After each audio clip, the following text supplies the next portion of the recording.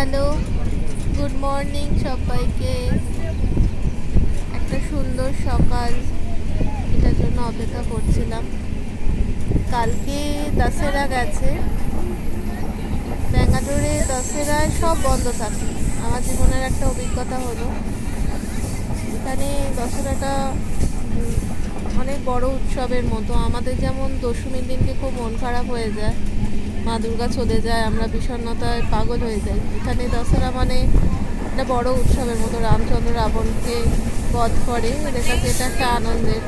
এখানে আমি কালকে দেখছিলাম অনেকে হোলি খেলছিল, তারপরে দেখছি বাইকের পুজো হচ্ছে, গাড়িগুলোর পুজো হচ্ছে।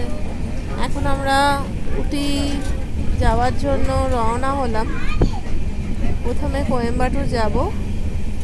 এখন রাস্তায় ট্রেনে যেতে যেতে খুব সুন্দর একটা ছোট্ট পাহাড়ি ঘেরা গ্রামের ওপর দিয়ে ট্রেনটা যাচ্ছে, তাই ভিডিওটা একটু শেয়ার করলাম।